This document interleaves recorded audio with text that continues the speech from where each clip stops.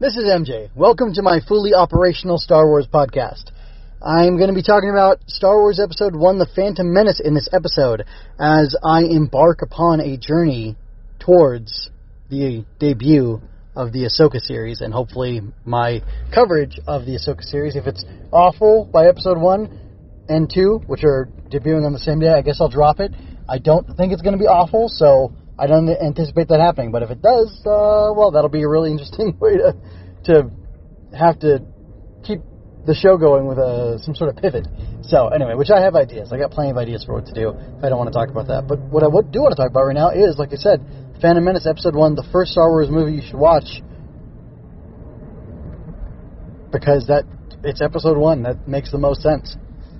So I tried to unlearn what I have learned all my years as a Star Wars fan and just enjoy this movie for its own sake. And I'm going to start off with something a little bit negative, which is I'm not really I'm not really a car guy, race car guy, car chase guy. And the pod race is almost like a car chase in a movie. And I don't really dig it. I heard way back in the day that it was very much inspired by Ben-Hur. I watched Ben-Hur, 5 years ago, 6 years ago maybe. Could have been a little bit longer ago than that. And I actually did find the chariot race very exciting. And I thought, oh, okay, I see George Lucas, having grown up as a kid in Modesto, watched Ben-Hur at the drive-in or whatever, and was enamored by this, and he thought, I gotta do that someday, and then he got the opportunity with Phantom Menace, and I can't blame him for doing it, but it just, it kind of dragged on. It didn't really keep my attention too well. I was in a holding pattern, so I didn't leave or go anywhere. I didn't skip it, but I did think about skipping it. I thought, I'm watching this streaming, I could just skip this bad boy, no problem.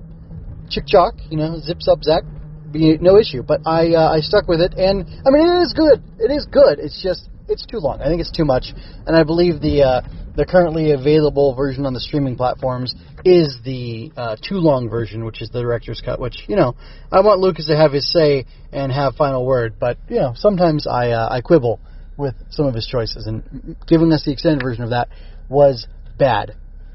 There's a redeeming quality to it, though, which I will get to later, but I think it could have been truncated in order to do only what it needed to do, which is what I think happened in the original theatrical release. But so my main issue with the movie is that pod race is just too darn long, and I'm not sure what else. It almost it makes the movie feel like it slows down and stops in the middle of it. I like everything else around it, and I mean, really, that's my biggest gripe. That's my biggest issue with the movie, is the pod race it's too much. And I've said that enough. I've said that too much now, so I don't want to give you the, 8 more minute complaining about it version, so I'm going to stop and pivot to the things that I like.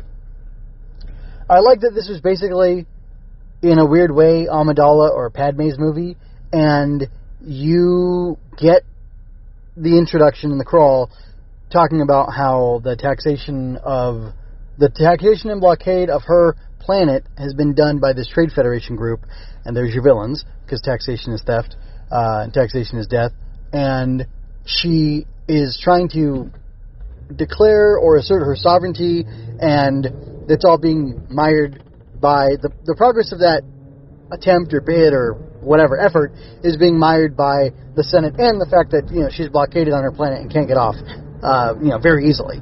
So, the Trade Federation is doing something evil. They're trying to come in and, at the point of a gun, force an arrangement or a treaty, whatever, with Naboo, which is, super wrong. That'd be like going over to your neighbor and pointing a gun in their face and telling them they have to, buy gas from you or buy whatever you do in your business. They have to only shop at your store or whatever and, pay you money based off of that. That's not okay. So, a lot of people complain about the complicated nature of the politics, but it's basically that simple.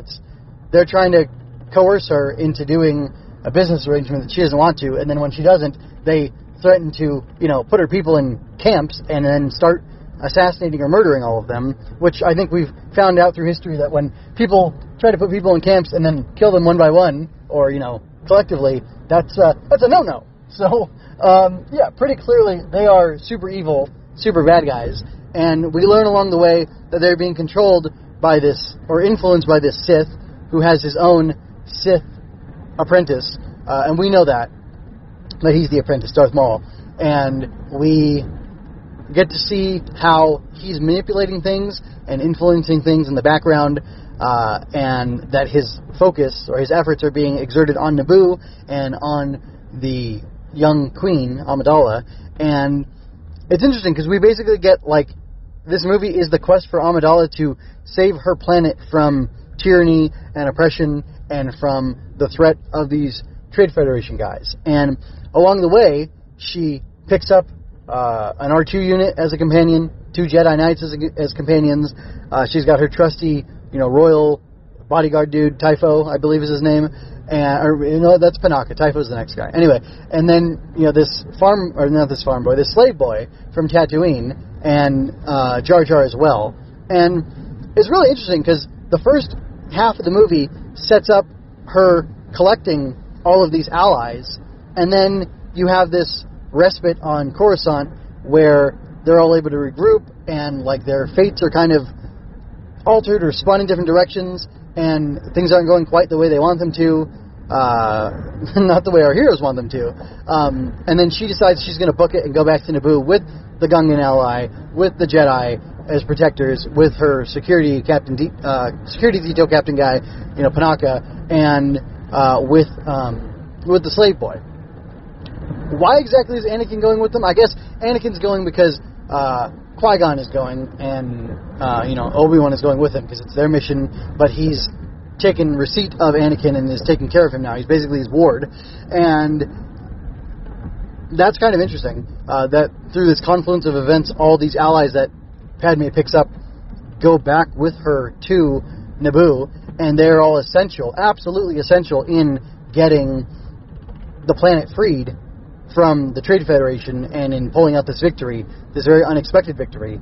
And I think that's pretty cool. It's pretty interesting. The whole thing with this Kagamushu Shadow Warrior, which that's what that means, decoy, is interesting. I find it interesting for 2 reasons. One, A New Hope is very much inspired by, or takes a lot of things from, The Hidden Fortress. I watched a little bit of The Hidden Fortress, and I was shocked. I did not watch the whole movie, but I watched, I don't know, half of it or quarter of it. I was flabbergasted by how much that thing, at least visually, is Star Wars A New Hope. Like, it was shocking.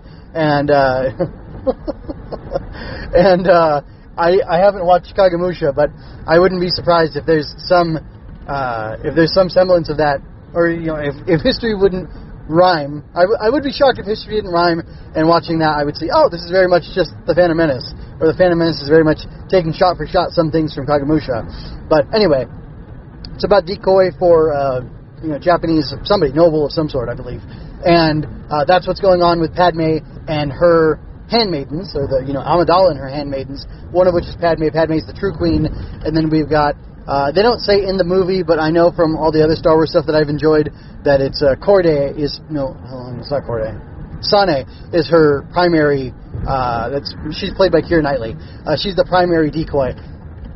I can mostly tell now when it's, who is who, even if I'm not seeing Padme in her handmaiden garb, but it is shocking how much those 2 women look alike, and how much they, like that voice, that Amidala voice that they do, conceals the identity, and that they're both able to, pitch up or down or whatever to it.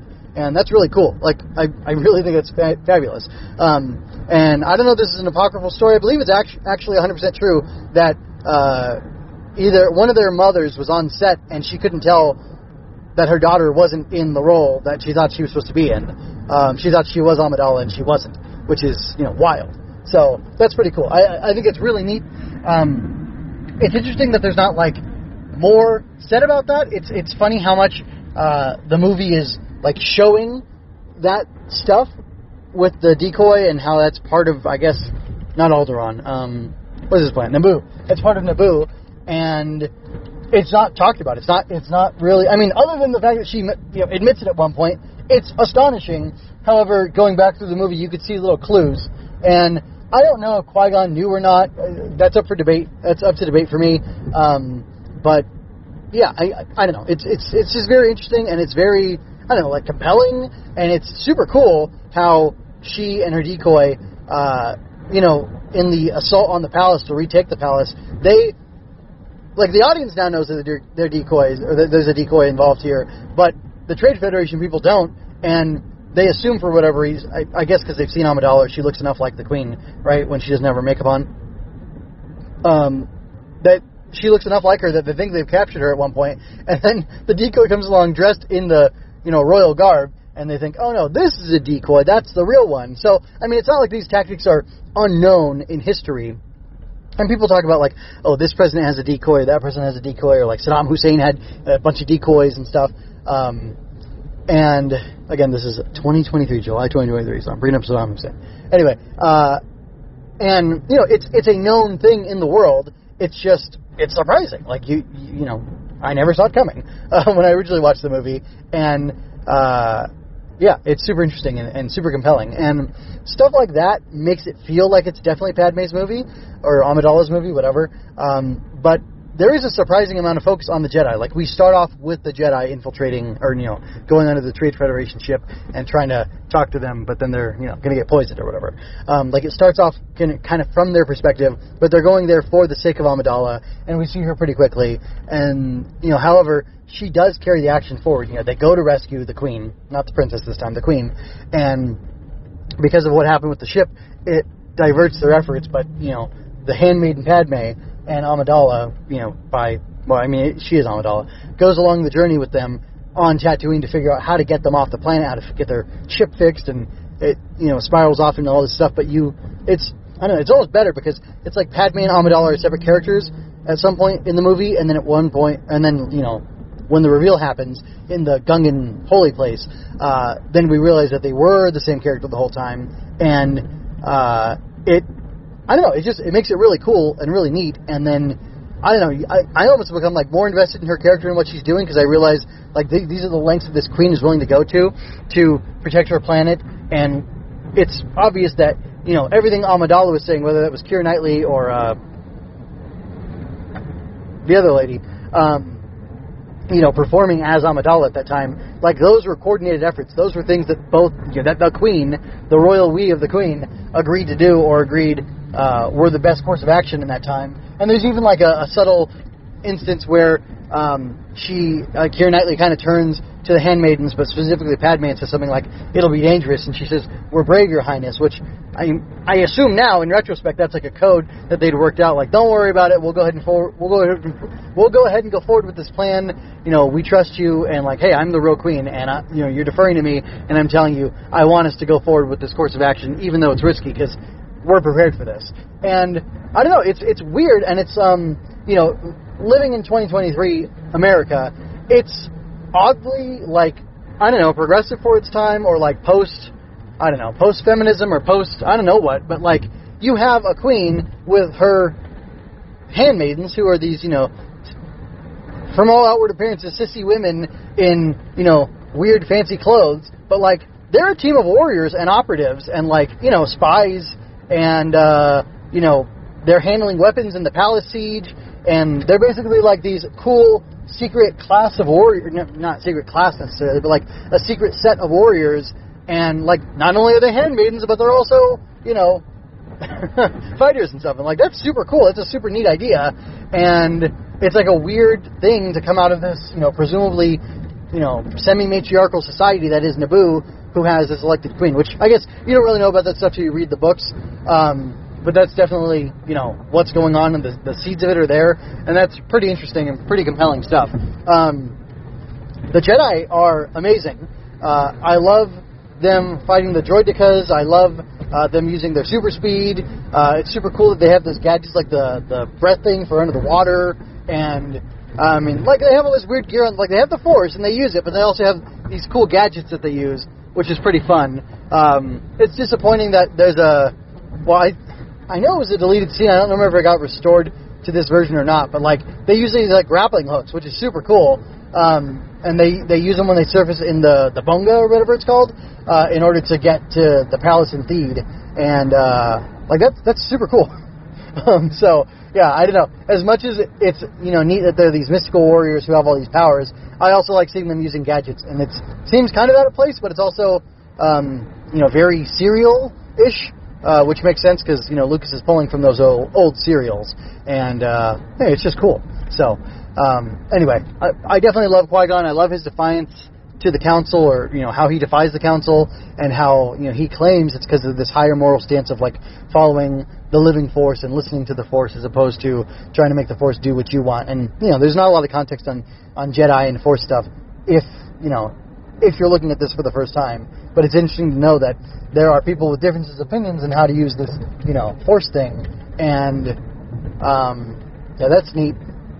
I like the fact that Anakin has this, really interesting, morality to him. Speaking of, Lucas making these movies for 12-year-olds, and it's about indoctrinating or inculcating this moral code or this moral, thinking into children, particularly the 12-year-old boys among us.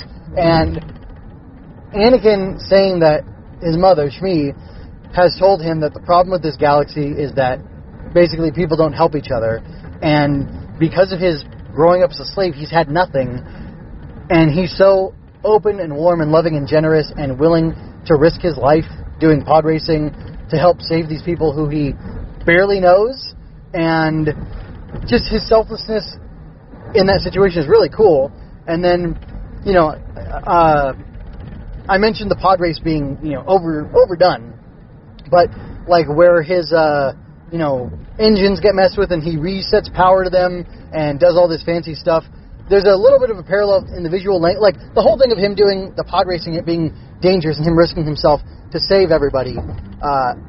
That comes back, and that's echoed later on in the movie when he's stuck in the Naboo, the Anawan Starfighter, that awesome yellow and chromed out ship. And he, the way the goggles are worn on him, the control yoke or the control handles are, similar. Oh, actually, they're not that similar. They're a little different. Never mind. That part doesn't work. But, he's been proven to be a pilot. It's not just, we've never seen this kid touch a ship, and then next thing we know, he's piloting. We got to see him do well at pod racing, but also fail and have issues and have a bunch of problems while he was doing it, while he was doing the race. And then we got to see him think quickly and overcome those problems. And then, he has R2 restart the fighter when he's inside of the droid control ship, and some of the visual language is repeated where he's toggling controls and pressing buttons and switches and things like that. And I just thought that was a really cool echo of what had happened earlier. And yeah, while R2's the one who gets the ship up and running again, it's Anakin's piloting and it's Anakin's action and forward momentum and drive to stay in the fight, because R2's hey, we should pull out, right? And he says no. Master Qui-Gon said to stay in this cockpit, and that's what I'm doing. And I love how it's a little hint at Anakin's character, that he's going to take you literally, and he's going to do what you said to do, but he's also going to do what he wants to do. And that's a really interesting character. It's a really dynamic character, and it's fun that he started up the ship that he had to stay in for safety in order to fight off those droidicas when the Jedi went to fight Maul. And, he's saving Padme, who he definitely has some affection for and appreciation for as a person. But then that, continues and goes to its logical, conclusion of him destroying the droids and basically saving the planet of Naboo, while the Gungans were putting themselves at risk doing this feint attack. I love how it's this cool three-pronged attack, too. This girl, Amidala, Padme, whatever, she came up with that plan. That's really neat to think that she and her handmaidens and the security guy, all came up with this cool plan to utilize the Gungans to draw out the Trade Federation forces and then, attack the palace to seize Nute Gunray in order to help bring him to justice and, make sure that nothing like this ever happens to Naboo again. And meanwhile, they're using the diversion to go and destroy the ships up in atmosphere. It's super cool, and I love that spreading out of the battle, and the cutting back and forth was really good, very exciting, and yeah, I thoroughly enjoyed this movie, and it was super cool. The midichlorian thing isn't an issue if you watch this movie first, and I don't want to get into a debate about that, so I'm not going to, but yeah, it's really neat, and I like how if you're only watching this movie, the good guys win, but you can see little shadows of machinations of stuff going on. And, obviously there's the loss because Qui-Gon dies, but then there's the mystery. The Jedi don't know. Yoda and Mace Windu were talking about this. Was the master or apprentice that got killed? But we know it was just the apprentice, or not. It was the apprentice, so the master is still out there, and the audience knows that there's still this Sith threat, which the Jedi thought wasn't a problem for them anymore, but the Sith have returned. It's the return of the Sith. That could be the alternate name for the Phantom Menace, which, essentially it's the same thing, right? And now we know that there's more potential for conflict. We know that there's this Darth Sidious out there who's stirring up trouble and who's manipulating things, and that's really neat. But at the same time, we have this victory of the heroes. We have the promise of Anakin becoming a Jedi. Obi-Wan is, burdened or bound by this oath that he made to his dying master, Qui-Gon Jinn. And, there's something going on here, and we're not 100% sure what it is. But it's cool because it keeps, it makes a nice launching point for this universe. And, I don't know. I mean, obviously I do know what the next movie is going to be and what it's going to be about. But thinking about this as the first in a series, it's really cool because it does a really good job of setting up things. It introduces you to some of what the Jedi are. It shows you that they have these great enemies from long ago who they thought were extinct, who are back now, the Sith. It shows you that there's, political corruption and manipulation and machinations going on, and that there's this, really interesting, queen character who saved her planet with the help of the Jedi, in the midst of the corruption of the Republic. And I don't know, it just sets there's a corrupt Republic, there's these cool mystical warriors who won't fight a war for you, but will help you, will help protect you and things like that, according to them. And they have this great enemy who's coming up to, kick up dust and cause more trouble in the galaxy. And I don't know, it's a really cool start to a series. And, you would expect things to go a certain way in the next movie, in the series, but, you might be surprised how they actually go. And anyway, that being said, not talking about what happens in the next movie just yet, it is really cool how it all sets up and primes you, the audience, for the next movie, or the next episode of the series.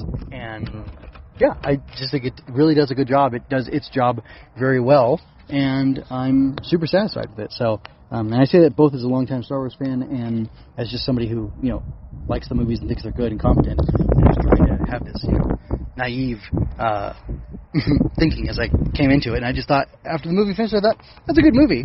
I really like it. The pod race thing kind of drags, but other than that, it's a really good movie, and I really enjoy it, and I'm so glad I watched that, and I'm excited to watch the next one. So let me know your thoughts on The Phantom Menace, whether you're thinking about it, your generic thoughts on it, if you're going to be like me and pretend you watched it for the first time, what your thoughts are on it, and, what do you think about it as the first movie in a series, et cetera, et cetera. Let me know. You can leave notes, or you can leave comments on the blog, follow the show notes, and see where all you can talk to me about this movie. Until next time, folks, this is MJ signing out. Take care. I hope you enjoyed that.